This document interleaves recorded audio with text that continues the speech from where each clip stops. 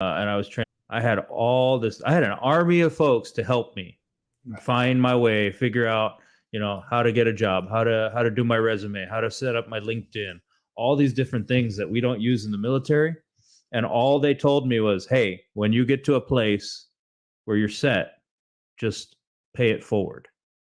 And to me, that was orders. So like, I'm just paying it forward, man. I got to recoup my debt, or I feel like I'm indebted. Yeah, yeah, I definitely feel that way, and one of the ways I've been trying to give back is by educating the military community, the veteran communities, and even active duties, soldiers, Marines, and airmen, sailors, before they get out of military. How do I catch them while they're seeking for the next transition and next career? Mhm. Right. So yeah, machine learning is a great transition. So if I have lots of veterans in my LinkedIn network. So if you're listening, this conversation is for you, right? So you have some interest in AI machine learning, but you're not sure how to go about it. This is a conversation starter, right? And I want to introduce you to our weekly webinar, right? This weekly webinar is to engage in wide ranges of topic between AI machine learning. And as we engage, say for middle of the week on a Wednesday for like a lunch hour, because if you're in Eastern Standard Time, Mhm. um, I want to do a spectacular job of teaching you everything about AI machine learning, plus a whole industry in lunch and learn, right? And do it very Mhm. poorly. Absolutely. But we'll try. We'll get the conversation started. Even if it's poorly, what we can do is, have a follow-up conversation, have a follow-up dialogue. If you're in the industry and you're looking to develop AI machine learning for your industry or your organization or your team, feel free to reach out. If you're a military veteran looking to transition out of military, and or transition into a new role, or want to upgrade your job, whatever the case is, feel free to reach out, because I would love to hear your thoughts and your roadmap on how it is that you would like to be part of this AI machine learning community. It's definitely growing, and time to get started is now, no matter how far out the roadmap goes. Um, so I think today's discussion, today's industry that we picked is healthcare, and and and, Mhm. and this, we usually pick different industry every week, right? This week, actually, we're doing a part two of what we did last week about healthcare. It's because healthcare industry is not so just personal, but it is such a wide spectrum, right? You can't think of it enough, because like a good transition to this webinar is that last 3 hours I was in Children's Hospital, right? To Mhm. see my son there, and have him checked out. So uh, today is a special day, because I was in the hospital looking around, thinking like, okay, oh my goodness, there's so many ways AI machine learning could make an impact. Let me actually sit in this building and try to understand what are some of the use cases for AI machine learning as I'm sitting here, right? I don't get to go usually to a healthcare place, but I know you particularly have been in these environment where you spent Mhm. most of your careers in, I believe. Not only did you train, but you are, in the medical field. So let me not introduce you, right? Please go ahead and tell us more about your background and experience, because there's so many use cases I want to talk about, but it's important that we make the introduction. Absolutely. So my name is Anuj Kainth. I did nearly 20 years in the military as a combat medic. Prior to that, I was a EMT with a local fire department. But I spent all that time from point of injury care to uh, working in clinics. I worked in large hospital facilities, also in forward deployed situations to combat zones. So that's kind of where my experience stems from. After my military time, I decided I was going to go into IT. I had spent all my tuition assistance that the military gives you on acquiring both my bachelor's and master's in computer science and then IT management. And I decided I was going to try out this thing called ServiceNow. So now I'm a ServiceNow developer, developing solutions with a company called NewRocket. Absolutely phenomenal company that provides the most customer centric solutions I have ever seen. They have the greatest work environment I've ever experienced. but yeah, they're all around awesome, and we're starting to get into the federal space too. So it's pretty cool that I get to talk about this. From here on out, all the opinions and stuff are my own. I gotta put that disclaimer. But yeah, I wanted to give NewRocket a shout out because without them, I wouldn't have all these learning opportunities that I have today. Shout out to NewRocket. Shout out to any of the LinkedIn network folks that are listening in. Feel free to chime in with your comments or questions, because that's what we're here for. This is an AMA. Ask me anything, not a TED Talk. Mm-hmm. Right? We want to be able to Absolutely. have a conversation with who's listening in, not necessarily able to answer all your questions, but we'll try. Maybe in the ballpark, because this is off the cuff kind of questioning you have, and we want to be able to answer you the best of our capability. So with that, I think the healthcare industry has been putting in so much effort into improve the user experience, and I think that's a great endeavor to be part of, because at the end of the day, you want the healthcare providers to have a lot of assistance, right? And healthcare providers are the focal point. The nurses are the focal point of the industry, and to have assistance that is AI based, a digital twin, sort of like augmenting AI. It's super attractive for the healthcare industry, but I think it's a slow moving vehicle at this point, and Mm-hmm. picking up speed and catching on very fast. I think one of the things that we've seen recently, ChatGPT, which has caught on fire because of how the user experience have been wildly shifted just over a night, right? Like 6 months later, it feels like the ChatGPT has been part of my life for the last 6 years. I want to say the same will happen with the healthcare industry, where you will see Mm-hmm. rollouts, then adaptation will be really, really fast. Because once people saw ChatGPT and they wanted to adapt that It's ChatGPT like capability for their organization, I think it's going to happen with the same with the healthcare. So, sort of want to get it's prepared. definitely yes, sir. It's definitely about folks that maybe they haven't realized the potential, or they just don't know. You don't know what you don't know, right? Right. And that's that disconnect that we got to bridge is between that first line worker in healthcare and that developer who knows AI, right? And we got to figure out how are we going to use this. Like, um, maybe it's set up on a camera visit where an AI is your physical therapy tech. It can measure the angles of your different joints and take that data and measure that progress as you do the different exercises in front of the camera over time.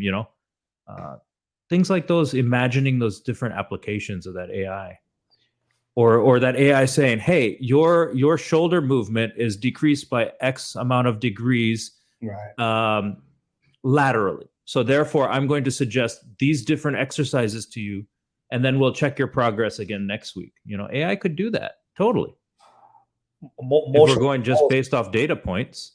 right? Motion intelligence was my favorite topic when I first started looking into the products and wanted to develop a product. And I said motion intelligence is where I'll spend most of my life in. Funny enough, I'm still interested in motion intelligence, but what you're describing, that motion intelligence as a use case, it is so easy to achieve. And when I mean that easy, I Mm-hmm. mean to scale to all the other capabilities that you want to develop. This is a Yes. great start. This is a You great start start simple, because the user right? We experience. get that minimal viable product, that Yeah, immediate return on investment. right, You know, right. like what if I called the Device nurses line? It's a device What if agnostic. I call the nurses line and my kid has 101 fever, right? That's a very common, like in the healthcare industry, a lot of times you could even just call that after your testing and your exams, oh, it's just a viral illness. It'll pass in a week or two. That's very, very common. A lot of calls come in like that. And maybe that AI can detect, okay, first things first, let me go back in this child's health record and see if they have any complications from birth to now. Okay, there's no complications.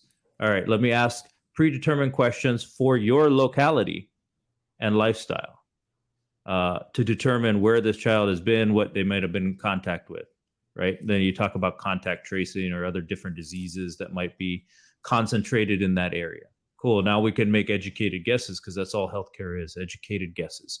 Very, very structured, educated guesses.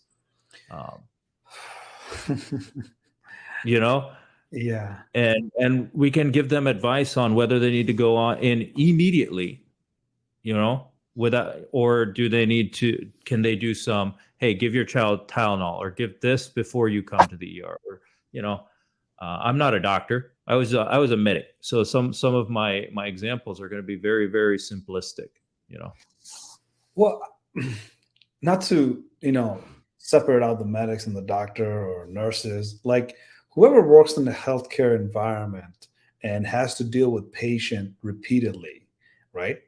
Be it a doctor, be it a nurse, be it just somebody who stands in the door and greets people, whatever the case is, they are seeing the patient's pain in the most vulnerable point in their life. And these conversations, the engagement that we need is not just from a doctor or nurse, we need that from everybody, right? And healthcare administrator needs to be part of this conversation because their input matters, right? So say, for example, as you're discussing this topic about electronic healthcare record being examined by an AI, well, there's some privacy issue behind it. How do we solve that?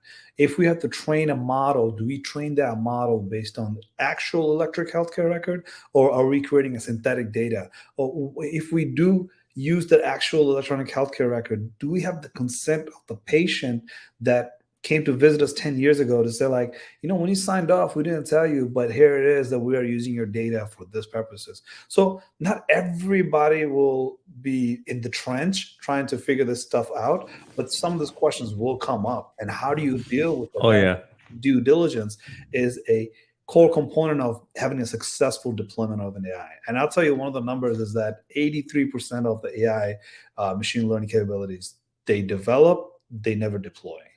It's because once they go through that design phase and development phase and they're ready to deploy, they come to find out through test and validation that some of the things that they have inside the system is not ready for deployment, right?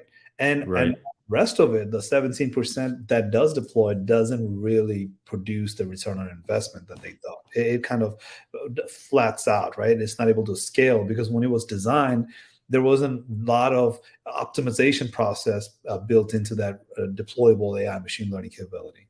And that's a long conversation. But to go back to your point that, yes, we need a room full of people to come together and go around the room, collect everybody's opinion in a design phase, and just have that conversation like, okay, where do we see ourselves going? And how does this nurse picking up a phone call and providing an information to a worried parents instantaneously, how do we scale that? How do we optimize that for further use cases? Like, what do we take this one MVP and grow it to a large point? Lots of questions, but we will go through the answers over time, I hope. I had that ethical considerations as the 8th point down for later in this session. But yeah, definitely. I mean, just providing that immediate value. We could look at, hey, let's look at a visit, right? You're going to family practice for a regular doctor visit, something that's chronic, and you make your appointment on the phone call, and AI then takes that information and goes, 37-year-old male, complaint of right knee pain for 2 weeks, past history, pulls all your past medical history and surgical history, everything pertinent to that injury is already presented to that CNA who's going to do your intake when you arrive, right? Then you take it a step further. You freaking come in, you do your blood pressure, all your vital signs, and then it trends that data and returns more suggestions to the CNA of how to route this next case. Maybe ask more questions. That brings up, maybe this person's blood pressure is higher than normal. Hey, have you changed anything in your life? Is there more medications that we are outside of our system that maybe we should know of? Having all those things pre-positioned and tailored to that patient. Yeah, and these are the subject matter expertise that we need to have in our communication, right? The subject matter expertise, communicating their concerns, communicating their insights, communicating their future need for scalability and optimizations, right? Our mission weekly webinars or anywhere we go, is to comfortably communicate AI machine learning requirements to whoever's listening.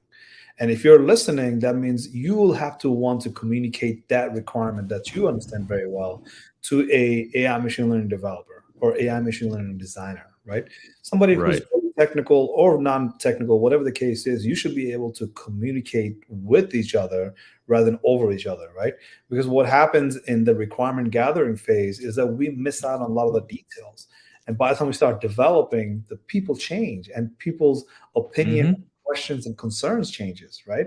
And they forget some of those nuances, little points that will make the difference in your due diligence or your testing and validation, right? So some of the Yeah. concerns that we always see, like, this is my perspective, is that we see a software Jenga, right? That's what I've seen in many organizations where we just have like lots of software adaptation from different types for different pain points. Um, there's a fresh chance nowadays to say, we can start from the scratch with AI and have all these softwares work together and have all of our AIs optimized in a way that we're able to perform. Okay, let's put it like this. The priority is user experience for many Mm-hmm. of the providers. But if you're a business, your priority is how do you compete better than your competitors, right? How do you Exactly. of your competitors. So whatever the prioritization is, I think it works for both provider and the business owner to say, okay, we saw that software Jenga for so many years where one software goes out, the rest of them stops working. How Yep. do we do it differently now that we have this ability to say adopt an AI over the software that we've been adapting to for so many years, right? Mm-hmm. But that's a long stretch conversation. But the point is, you want to be able to communicate your concerns. You want to be communicating your needs for AI machine learning purposes very comfortably. And we want to be able to help you with that. And that's what we do. We hold a facilitated dialogue around healthcare needs, but AI machine learning, how that will be providing you the augmentation or assistance in having those needs met, be it user experience, be it patient care, be it just providing a service to the provider or your business as a whole, right? Correct. Yeah. It's always finding that balance between in business and delivering that customer experience, right? I know it's very easy to get caught up in seeing something and doing something, right? Um, Mm-hmm. like you see ChatGPT, all of a sudden you come to the office next day, like I'm just going to order ChatGPT today and have it all come and work for me somehow, right? Yeah, that's Finding things on top of the mountains that we see, we kind of have to start off in the valley and do the hard due diligence work to scale ourselves up. And one of the things that we can do is save time and save effort and save energy by doing the right things in the early stage rather than to get caught up downstream where you're ready to yeah. deploy and you realize, well, it's not ready to deploy because we didn't do really a lot of the designing that we're supposed to do. So I think you're a software developer, so you understand continuous development, continuous integration, continuous designing. Is Mm-hmm. something that probably gets dropped out a lot, right? Because if you're designing, that means you're optimizing. And when you do DevOps or MLOps, you want to have that capability to say, like, how do we develop and integrate and implement while we're always optimizing, right? So when Yeah. you start off in the early stage, you want to set those culture of continuous development, continuous integration, and have the right stakeholders involved. And whatever it is, you're doing a healthcare delivery, you're doing data privacy, you're looking at the data in general. Whoever you are, you have to start thinking how to scale over time and what happens after you deploy it. Unlike software development, AI lifecycle begins actually after you deploy it, right? Uh, Mm-hmm. because we know software, if you release it, somebody has to fix it, right? Something Yep. goes wrong, call Anuj right now, right? And Anuj is most likely will take care of it within a few hours. But when it comes to AI machine learning, it's kind of like you're raising a child at that point, right? And you have to have lots of people, Mm-hmm. the whole village involved in Yeah. making sure that AI is doing the right things. Mm-hmm. And then there's so much bad information out there that can get ported in too. We talked about garbage in, garbage out, just like your body, right? Yeah. Uh, So Yeah, yeah. it's important that the data that you feed in the early stage, the data that you are able to identify, right? Because if you think about your software development, your software has been developed so that way it can create a pipeline for your data, right? Now you have to create more Mhm. software to have better pipeline and better data acquisitions. And like I said earlier, you cannot just use the data because you have it available, especially in the healthcare industry, right? You're trying to translate knowledge into wisdom, right? Yeah. And that's where the hard part's going to come in, because all these folks, that the stakeholders that are going to have the input, they have all the knowledge in the world, but it's that situational wisdom that they carry that's very, very hard for humans to even describe. you know how do you know this? Well, I know this. Well, I don't remember how I learned it, but I know this. Yeah, yeah. I think If that makes any sense. it's that approach in corporate world where we start off with knowing, but you have to start Hmm. doing, and there's a gap between knowing and doing. But how do you take that doing and turn it into a being? And I'll explain that a little bit more, right? Just because you know, just because you have the data doesn't mean you're utilizing those data. And majority organizations, we have lots of knowing and not enough doing, as in we store lots of data but we don't use them actually, and we use them for future leverage, as in, oh, what if we do get audited and we have to prove something, right? Well, you're not giving that baby away in a bathwater. What you're doing is you're leveraging that data for more. So if you know and you want to do, you have to utilize those data right away. And by doing that, what you do is become a being of a data culture, which we've been promoting for a very long time. I think last 30 some years, the only slogan we've heard is that, you have to become a data culture because data is what's going to be part of your portfolio in the coming decades.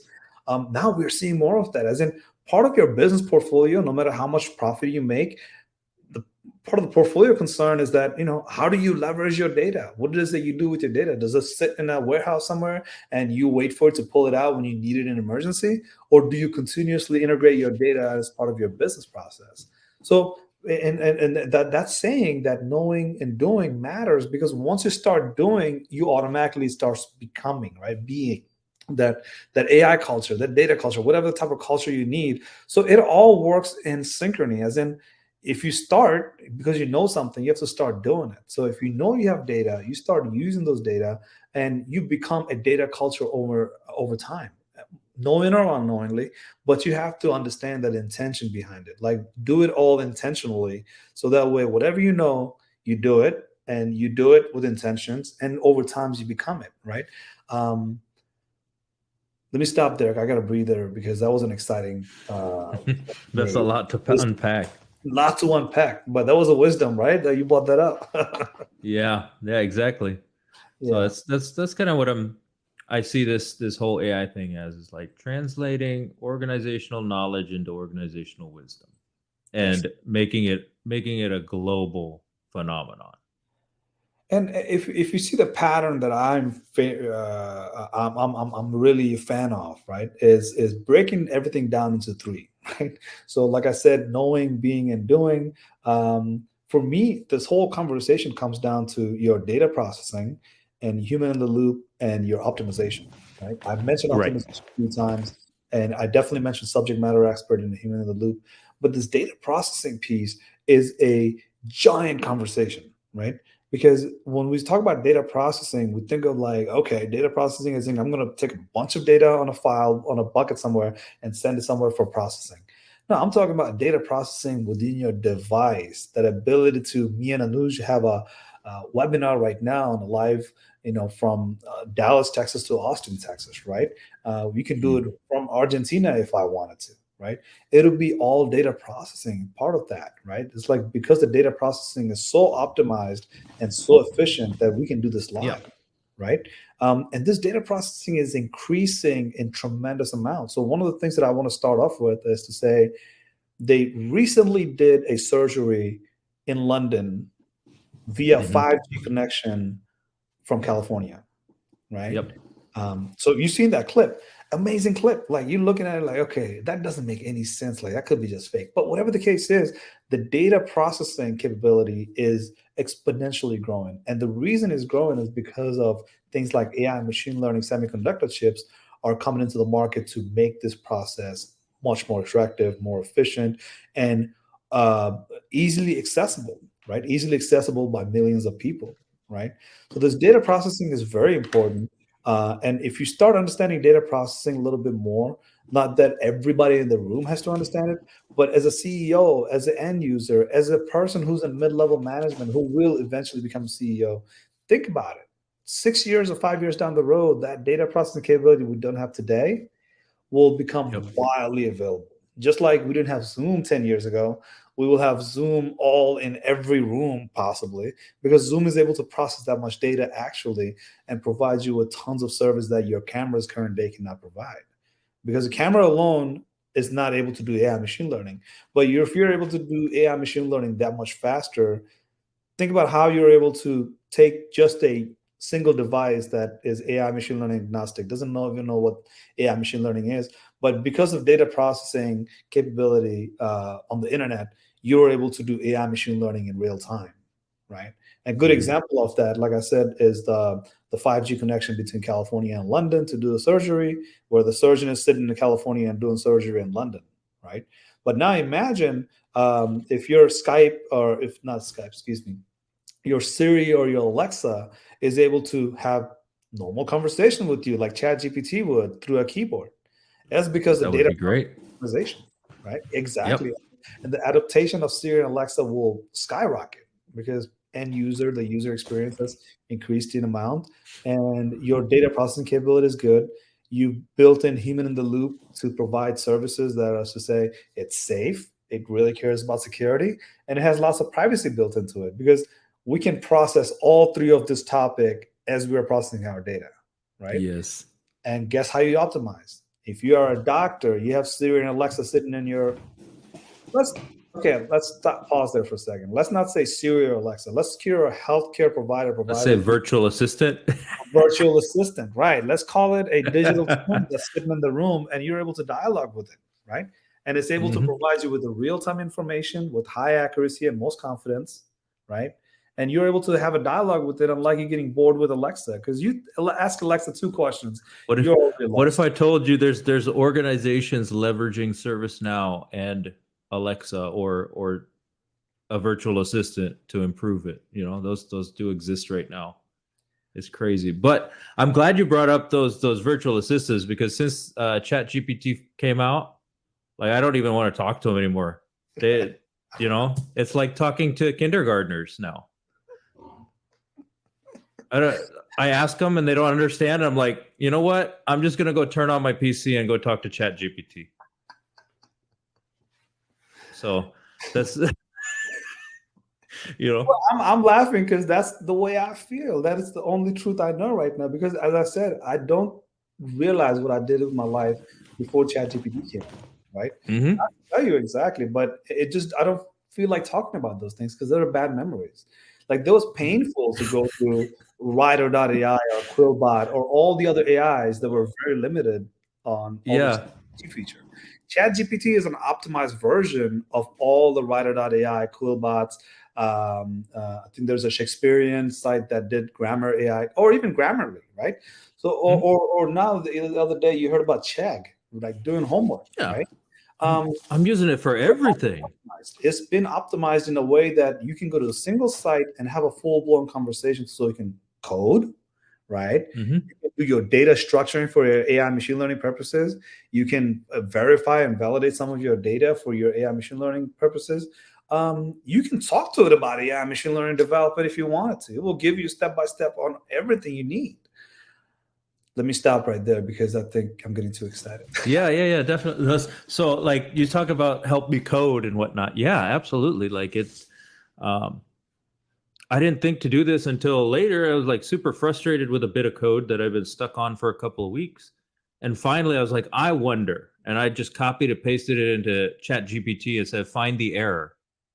And for Oh. 2 weeks, I was stuck on this. It spit out an answer in less than 2 seconds. And the Oh, answer this is was you. you have Accurate? an extra space on line 18. I'm like, Oh God, you this is know, so insane. something like that. So everybody's been there. It's but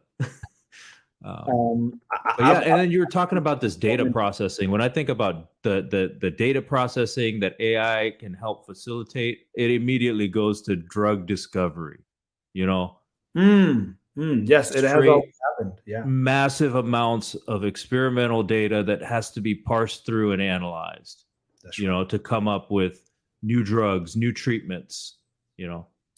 So I always step back a little bit, and I always step back to say, like, how do I speculate, right? Because it's information is coming in so fast that I'm thinking, like, is this actually happening, or am I being fooled? Mm-hmm. Because the reality versus AI expectation, I'm just like, my reality is shifting more towards the Mm-hmm. fantasy world, right? So the other day they did release a news article. They said they have found a better perfected medication using AI machine learning. As in, whatever we have Exactly. been doing, we are able to do more with it. So now, if you think about drug discovery, that if you bring in a new drug to the market or a new medication to the market, its adaptation is, first is skeptical. Now it gets more skeptical because of AI machine learning, right? So when I'm looking at the news, I'm thinking to myself, like, well, isn't that so bad, because this is already proven drug, proven medication that is being improved on. And when you have already a trusted mechanism that people have already went through and said trials have shown that it is effective, now you have improved it. Or let's say you even optimized it more to say, like, Anuj's body and Asif's body is two different body. Let's not treat it with the same Tylenol. Give it a different Tylenol. Give it a different Advil, right? Yep. Amount that Anuj needs and Asif needs is two different things, because they perceive pain differently, right? Yeah. So I think these variables that are coming into the question is super important to catch on to right now, because one thing, like you said about data processing, one thing that comes with data processing is time. You Mm-hmm. cannot do it overnight, right? You have to give it enough thought, but as you're thinking, you also have to start collecting data. So whatever your ideation is and you're trying to implement it, as you're doing all that, you always will realize, okay, if you didn't take any data collection steps as you're doing an ideation, you're already falling behind, because somebody else is collecting that data and using that for their purposes of AI machine learning capabilities. So you have to do so many steps all at once, but it's exciting because now you know the possibility. Now you trust it. That trusted Tylenol. How can we improve that Tylenol? How can we create that Mm-hmm. new drug that we never even seen before? And I'll give you one more example. I think I used that last week, but it's worth mentioning. We're not just talking about treatment. We're not talking about just the patient care. The other day, an MRI was able to read a person's thought using ChatGPT, like large language model. And that's the one I mean by how fake I thought it would be. That you put somebody on MRI and you make them listen to music, and as the brain neuron is happening, looking at the image of that brain neuron, the ChatGPT, like large language model, is able to dissect and understand what that person is thinking. I'm gonna stop Cool. right there because that blew me the heck. I need to see that video. Let's I wish you could, like I listen to like Joe Rogan, he pulls it up, he's like, hey, there's the Right, YouTube right, video. right. There it is. What's his assistant's name? I need a Jarvis next to me to pull that up. Yeah. Jarvis, Yeah. pull it up. Yeah. So like I would love to see that. I mean, I had thought about, AI using it to maybe read imagery, but I had never even imagined that it would be able to read thoughts, like say you only have one radiologist on shift on on a night shift, and you have 6 traumas come into the ER. Somebody's got to read all those, plus everybody else that's sitting there for their regular stuff, you know? So that's the first thing that comes to my mind is like, oh, read the imaging studies and provide with 99% accuracy a diagnosis. um, Look, I think we are heavily a fan of AI machine learning because the use cases we're seeing, and I think one of the tasks I put myself through is to say, like, where would AI not work? right? Where would we not use AI and machine learning? And it was difficult to find because if you look at everywhere in the world, it's just all data. And everywhere you have data and you can find a good justification of why that data should turn into like AI machine learning research. Excuse me. I can tell you where I think we shouldn't use it is in I want to ethics get to that. Yeah, discussion. exactly. That's where should we not get to it? Because I see one of the question here is asking about facilities cost saving, right? Mhm. Oh my goodness. Like because ethics, because of the privacy reasons, okay, let's say we don't deal with patient EHR at all. Push that aside. Push aside all the things that you can find sensitive. Now, if you start thinking about facilities cost saving, let's say you own multiple hospitals and they are $1 billion organization and you're buying millions of dollars worth of equipment, right? How do you start buying equipment that you don't have to replace every so few years that you can save those costs and pass it on to your shareholders, pass it on to your care providers, right? That ability to do facilities cost saving, I think is a whole nother conversation. But if I was to start, one thing I will Oh tell you yeah. now is that the data processing capability using all the semiconductor chips, all the technologies that will adopt the new semiconductor chips for better data processing, they will be able to data process for you in location rather than to say, well, right now we use Amazon Cloud to go to Ohio and process that data and bring it back in home, right? Well, no, in location, you're able to do data processing because your semiconductor chips will have enough cache memory, enough data to process that data and give you the articulated cure or articulated opinion in order to have your facilities save money by not replacing the equipment very frequently.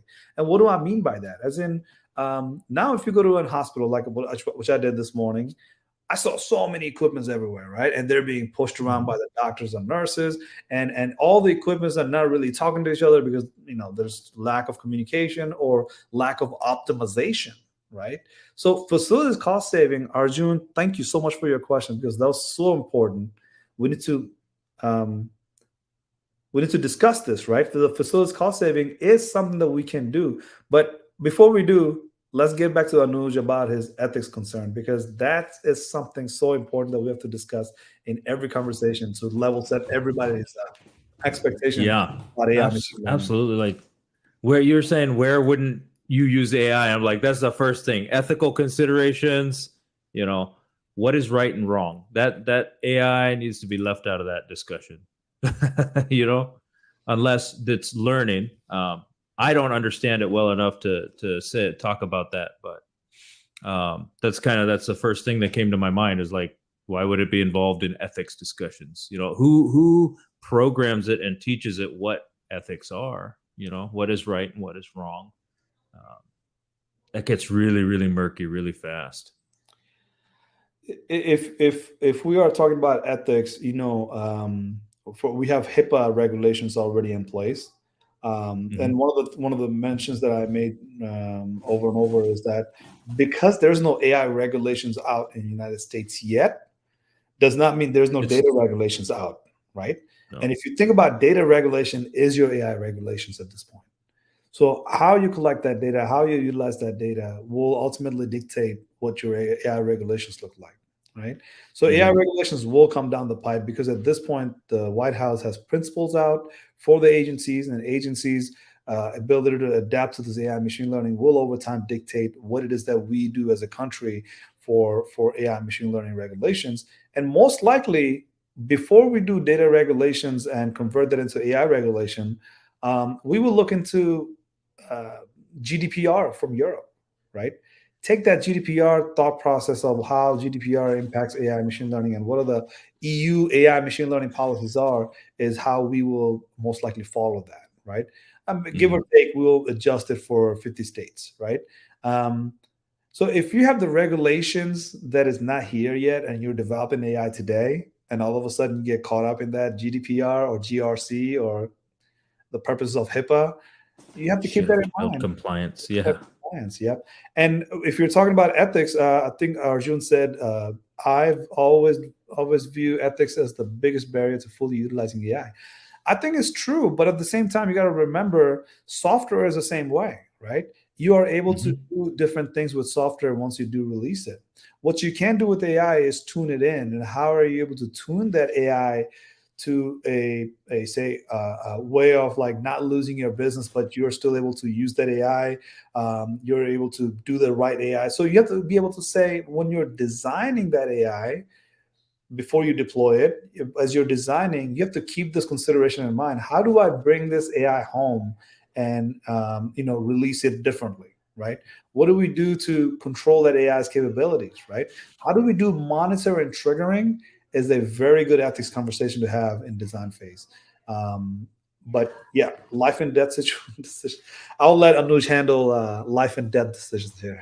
Yeah, yeah, life and death decisions, all those just different um, ethical decisions that you have to make in healthcare is basically what I'm saying. Like, there's got to be a barrier or something, unless somebody smarter than me figures it out, which I'm sure they will. You know, there's got to be some sort of barrier. Um, so the trolley problem, right? The trolley situation where the trolley either had to save the passenger or the five people that are laying in the trolley line Right. is always the question when it comes to life and death decisions. Like Arjun mentioned, autonomous vehicle, right? Yeah. Ambulances And usually I've seen that problem before, and it's nobody ever says stop the trolley. stop the trolley. Like, come on, stop the trolley, get the people off the tracks, and then let it go whichever route it wants to go. It's the most simple solution. Um, so let me ask you about ambulances, right? So you're an EMT, you know about ambulances. What do you think about Yeah, I've ambulances if they were to be automated, so that way there's not like two-man team, one is worried about driving, but both men are able to look at the person and focus on the person rather than the whole mhm. vehicle they have to take care of. I would say I'm gonna let Elon figure out that self-driving thing, and then we'll talk. Because I can tell you, they are training NASCARs and Yeah, F1 cars with an AI machine learning, so the AI is able yeah, to actually make decisions that fast. So when it comes to an ambulance and driving through a red light, yeah, it's able to do much better job. Let's say, for example, by detecting cars on four corners rather than a human drivers can. And to take that task off of a human driver, I would say when you look at it from an augmentative or assisting process of an AI, rather than say like let the AI replace everybody or replace the human, that's hmm not the path we want to go down. We want to go down the fact that how does an AI augment a human through like a either through a full digital twin process, which is very good for the nurses, but when it comes to an EMT, like say assisting an EMT to do his job better. So that way, instead of doing the job that is 360, the person, the EMT can focus only on the patient, right? On that person that's in front of them. So I think when it comes to automating a vehicle, life or death decisions, um, we have been improving a lot in healthcare, right? Even though there's lots hmm of things to work on. The next 10, 15 years, it's not interesting. It'll be mind blowing, in my opinion, because like I it said, will be. processing capability It's and gonna get weird really quick. it's going to get real weird real quick because every IoT device also has a health IoT built into it now. So your IoT device will be hmm monitoring your bodies, and those are going to provide lots of data, and you have data acquisition points from that individual that's wearing an IoT device in their body. Um, Yeah. they're all connected to the internet. So when you're processing the data and you're able to optimize it, it's all going to become very mind blowing very quick. Oh yeah. I was writing about IoT in college, and it wasn't even a thing yet. And now it's like everywhere around me. You know, everywhere. My More washing machine, if it has a problem, will send a Wi-Fi signal, schedule me a tech, and order its own parts. excuse me, fancy pants. Yeah. You know, I don't have it set up, but it'll do it. I, I, I'm always fascinated by what happens at home, right? Because the type hmm of device that we have at home. Now you start thinking about smart cities.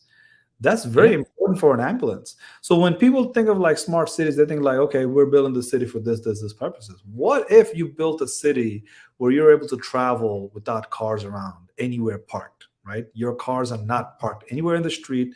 Your cities look completely different because you don't have parking garage every other block. You're able to utilize more space inside of Manhattan and the Wall Street district to say, like, if you drive there, you can drive 55 miles an hour, no problem, because there's no human in the street, right? We're able to do Mhm. so many different layers of innovations with AI machine learning. But think about an ambulance running through a street, right? Ambulance Yep. that says all the lights are turned red, right? So that way everybody stopped and I'm just going through it. You have those kind of built-in data processing capability, and you're able to optimize it for better, let's say, for example, Anuj said, cost saving, right? Cost Um, saving. Yeah. they're coming rapidly Yep. and fast. And I'll give you one example. The other day, they talked about the fact that this AI has been around for a very long time, where if you drop something out of your car, it's able to detect if it's a trash or not. Hmm. And now you're able to say, hey, AI cameras in the highways will tell the cops. Oh yeah, it's scary. It's scary. It is. But like that self-driving thing in the ambulance, I don't know all about that because I'm not comfortable with the self-driving vehicles yet. But Okay. what if you had an arm mounted to the side of the freaking thing that's, like an extra set of hands, right? And a robotic arm powered by AI. Hey AI, take over chest compressions. Boom, chest compressions. Hey AI, hand me the bag valve mask. Boom, Right. handed you the bag valve mask. Hand me a 18 gauge needle so I can start an IV. Anything to assist, right? Anything to assist Right. the human to do better, augment That the type human. of augmentation. Right. Not replace the human. I think we need to do more No. human in the loop rather than to say less human in the loop. And I would say, if Or, you have a two-man you team know, instead of an ambulance, what if an AI was driving the car, as an AI robot was driving the car see, for you? yeah, That that's would where I be was. That's where I'm like, man, I don't know if I'd be comfortable with that. But having those robotic arms and maybe a speaker and a camera that's watching you and be like, hey, in a trauma situation, right? We have a whole list of things that medics have to go through. We call it in the Army, we call it the HABCs: hemorrhaging, airway, breathing, circulation. There's a bunch of steps, and that camera is watching you as the EMT go through these steps down your patient, and you miss something. Oh, Hmm. boom, AI. Hey, don't forget to check if the airway is open before you're checking for the breathing rate and quality. Right. I love that, because that's literally the optimization you need using devices that you already have. So if you have devices like, say, for example, connected to your phone, connected to the computer that's in your ambulance, and there's a camera already inside of built in, how do you take those data only from those hardware and data process Mhm. them somewhere else and able to shoot that out to the computer, shoot that out to the camera, shoot that out to your wrist watch, whatever the case is, you're able to do so much more because the data processing capabilities are changing very fast and rapidly. And I think we are in 48-minute mark. Let's wrap Yeah, this this went up. But fast. before we go, I talk so fast for this webinar that I get caught up in how fast we went through 48 minutes. We talked I know about so many topics. we talked for an hour yesterday too, right?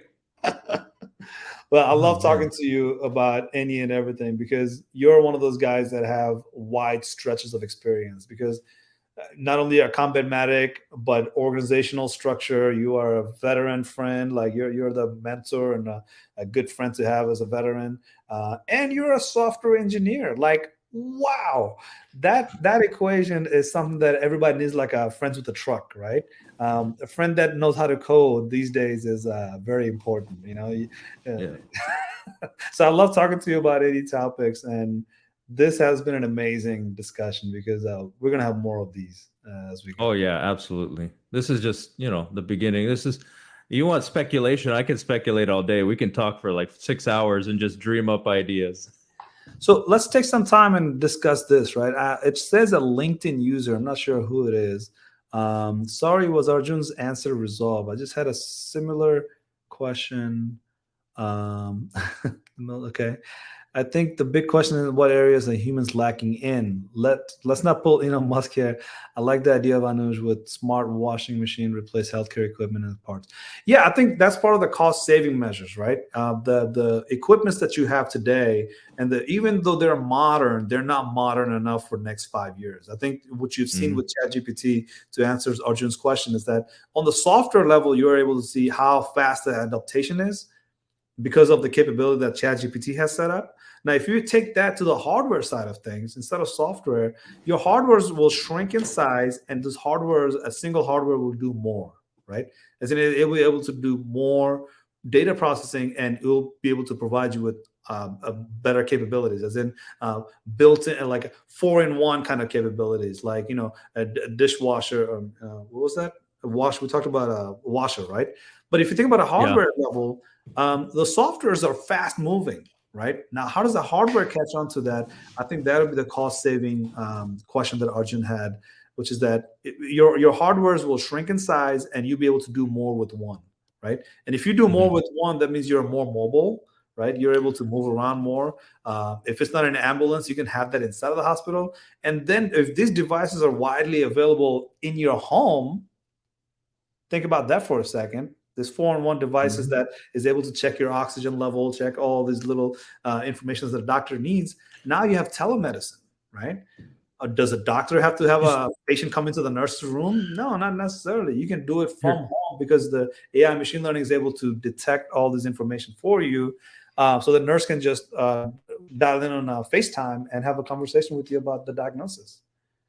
So like a small use case for cost saving in facilities, right? Let's just talk about medical supply, right?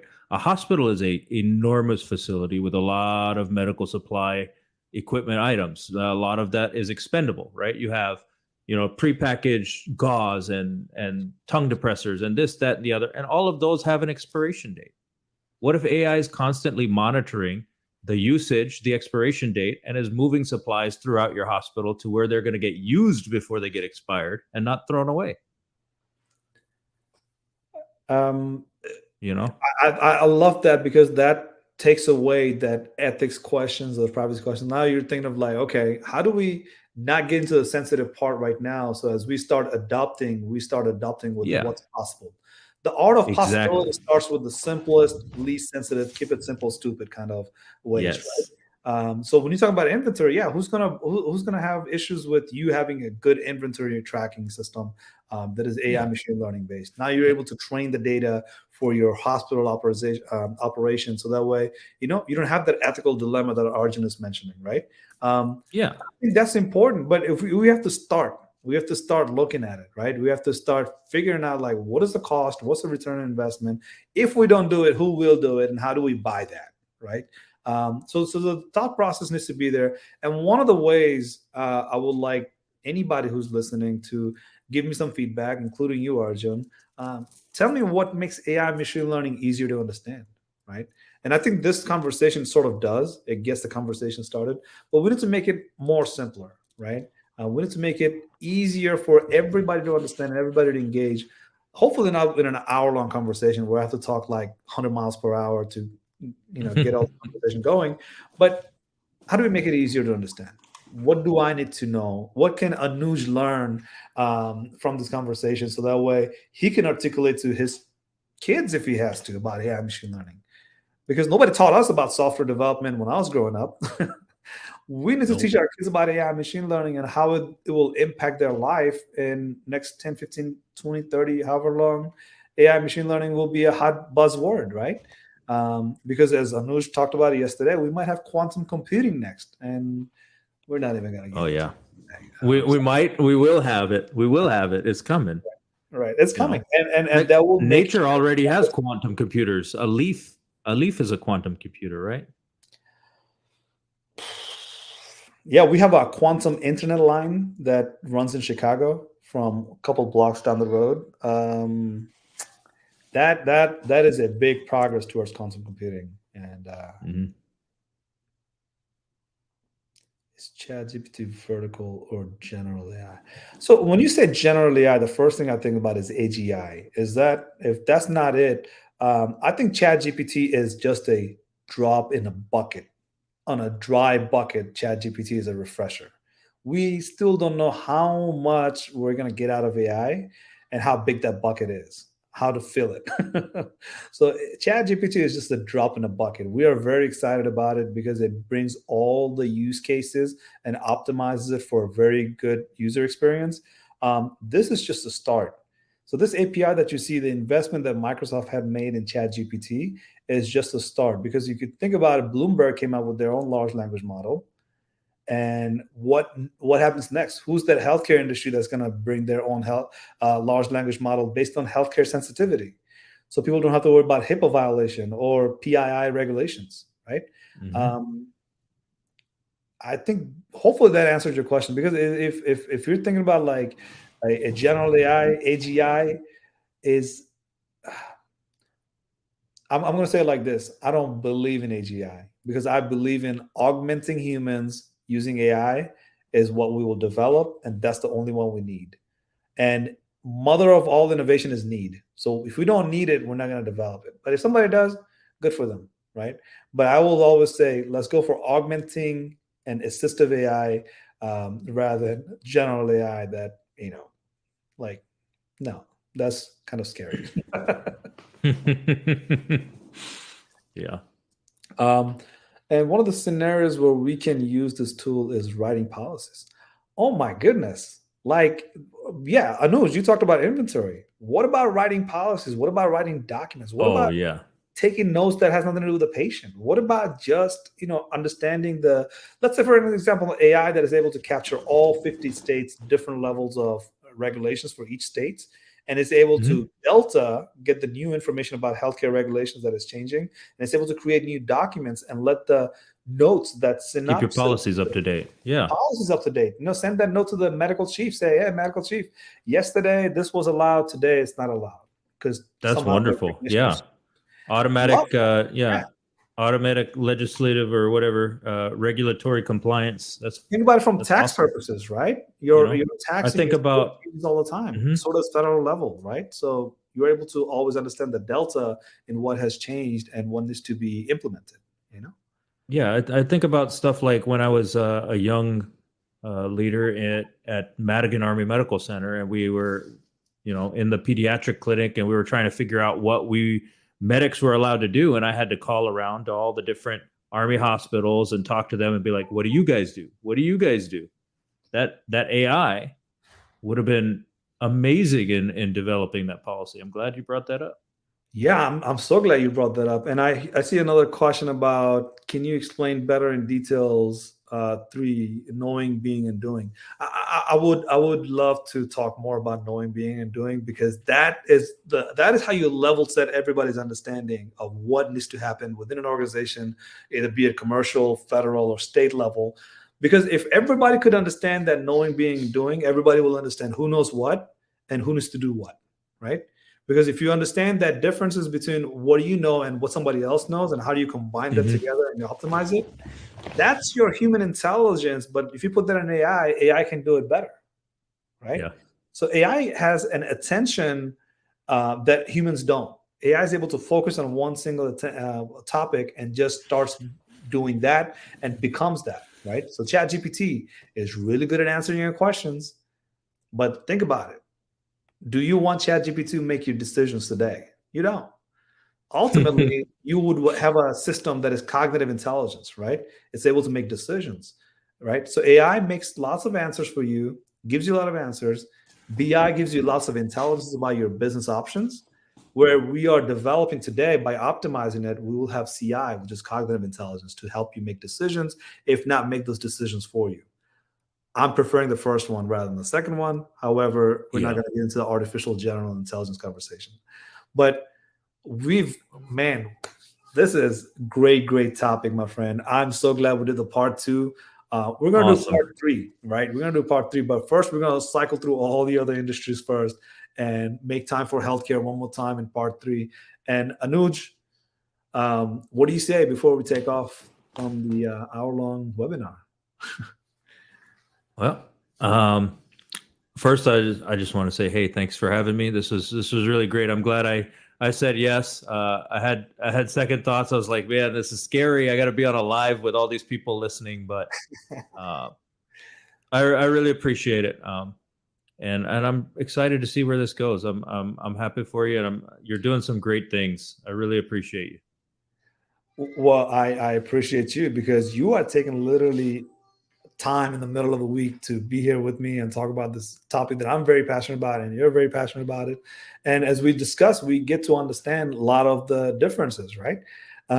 So here's something to be, something to look out for, right? We're going to take this webinar and we're going to release it 4 different time slot next week. So if you missed it this time, we're going to release it again so you can watch it live. Live as in we're not going to be there live, but I'll be able to answer any of your questions. You'll be able to, send me your comments through your comments in LinkedIn or YouTube or Facebook.